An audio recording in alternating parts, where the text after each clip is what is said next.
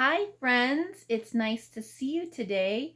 I am here with Benjamin and Rachel. Okay, they're here today with us to talk about Bear Hug number 20. And our theme in this unit is God is in charge. God is in charge. Can you read the card? God is in charge. I can read it. God is in charge. Good reading, Ben. Thank you. God is the one who is in charge of you and me. God and the police. And even the police and the whole world. God is the one who is in charge. He is the king of everyone. He's the king of everything. And we ought to do what God says. Do you agree? You do. They agree. Do you agree? Good. I hope you agree too. But if he is the king and he is in charge, then we need to obey him. And do we obey God and do we obey our parents perfectly? Yes. No, we don't. And just like we don't obey perfectly, the people of God, the Israelites, also had a hard time obeying God. Do you remember when God's people, the Israelites, had to go on a long trip through the desert? And in the desert, the Israelites had a hard time obeying God's 10 commandments. Do you remember the 10 commandments? Do you remember how God gave them 10 commands on a stone? Here's that card. 10 commands on the stone for how to obey God and how to have a good relationship with others. And the people of Israel did not do very well at obeying God's commands.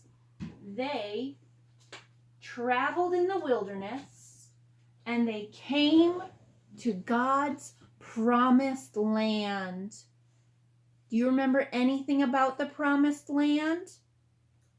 That it would be full of food and full of land, a place where the people could have peace and they could do their work together in harmony, and there would be enough for everyone, enough room, enough food, enough space to grow their animals.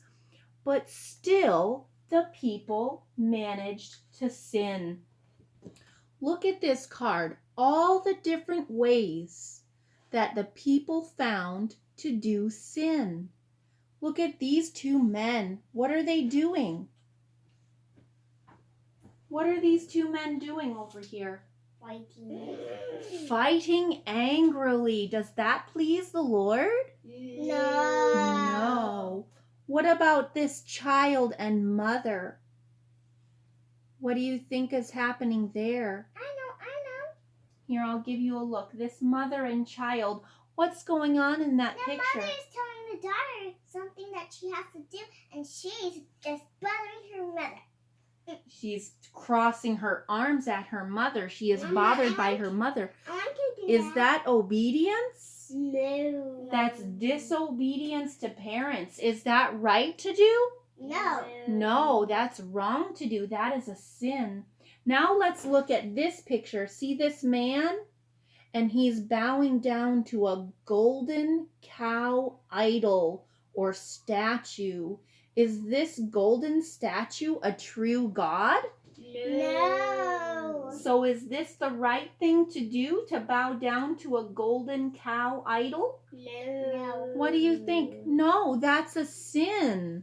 We should only bow to the Lord our God. And here's another picture. Do you see the women? I know. They're very upset. What are they upset about? Do you know? One's pushing the other because she wants the bread from the other one who has the bread.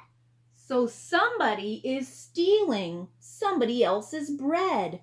Oh no. We should not steal. That breaks the 10 Commandments. That is a S-I-N. Sin. Sin, you're right. That is a sin. And the people of Israel were sinning. They could not obey God's 10 Commandments while they were in the desert. And they had a new chance to obey him when he brought them into the promised land. And do you think they could obey then? Still no. They tried to obey, but they failed.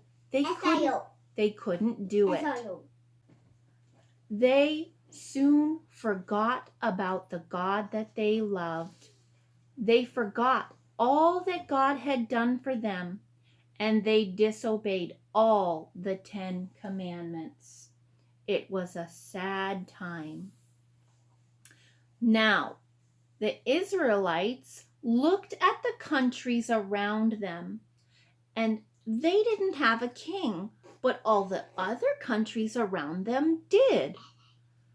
They started to pray to God and ask the leaders of their land to give them a man who would be their king.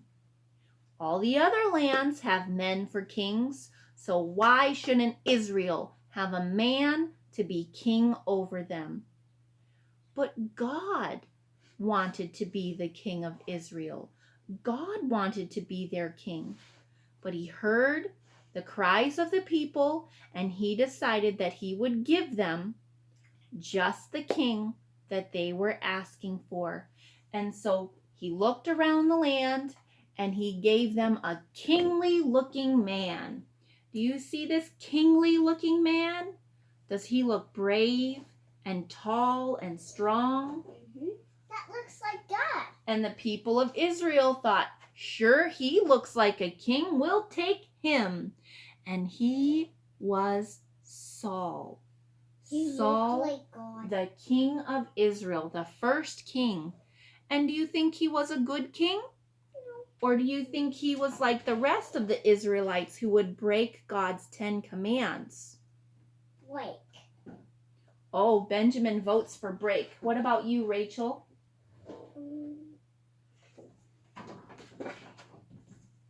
What's your vote? Break the 10 commandments. And he did. He broke the 10 commandments. And God called on his prophet Samuel. Samuel, I want you to go out and find a new king for Israel. And so, what did Samuel do? Would Samuel obey the voice of the Lord his God? Yes. Yes. See here, he's all packed up to go, and he's going where God told him to go. God told him to visit the family of Jesse. So here's Samuel traveling on his way. He's going to visit the house of Jesse. So he goes and he meets his sons. He says, Jesse, so here's Samuel and here's Jesse. He says, I would like to meet each of your sons because one of them will be the next king of Israel. Oh, Jesse must have felt so proud of his sons at that very moment as Samuel interviewed his oldest son named Eliab. Eliab came near Samuel, and Samuel looked at him and thought, this first son of Jesse, what is in his heart? And God told Samuel, nope, I'm looking at his heart, and this is not the man that I want to be the king of Israel. So Samuel met with the second son of Jesse, and what did God see inside of his heart? Nope, this is not the king of Israel. And then Samuel looked at the third son of Jesse, but God was looking at his heart, and God said, no, this would not be the next king of Israel. So Samuel went to the fourth son of Jesse, and ask God if this one would be the king of Israel. No, he will not be the next king of Israel. The fourth son of Jesse was not the one that God chose. Well, how about the fifth son of Jesse? What was in his heart? No. What about the sixth son of Jesse? No. What about the seventh son of Jesse? God told Samuel, no, this is not the one. But there weren't any more in the house. Now Samuel asked Jesse, do you have an eighth son? And Jesse said, yes, but he's the youngest and the smallest, and he's outside looking after the sheep. Samuel said, I need to see him. So they sent someone to get David and bring him inside of the house. Little David, the youngest of 8 brothers. Little David, the keeper of the sheep. He was a musician. He was tender-hearted. Let's see what God will say about this son of Jesse. God looked on his heart and he said to Samuel, yes, this is the man we're looking for, this 8th son of Jesse. He's the one that should be the next king over Israel. So Samuel got his horn full of oil and he poured the oil over David's head right in front of his father and all of his brothers. What a day! Pouring oil over someone's head was a way to say that they were dedicated to a specific task. They were given a very special job. And everyone knew that David was to be the future king of Israel. Now, David wasn't a perfect man. He would sin too. He would disobey the Lord. But in his heart, he did truly want to love the Lord with his whole heart, with his whole soul, with every part of him, with all of his mind, and with all of his strength. David wanted to please his God. And that's why this week's verse is Mark 12:30 in your book. Love the Lord your God with all your heart and with all your soul and with all your mind and with all your strength. Mark 12:30. Now I like to sing this song and pretend that I'm rowing a boat. Can you row with me? Wow. Row, row, row your boat, but we're going to sing Mark 12:30. Ready? Love the Lord your God with all your heart and with all your soul and with all your mind and with all your strength. Mark 12:30.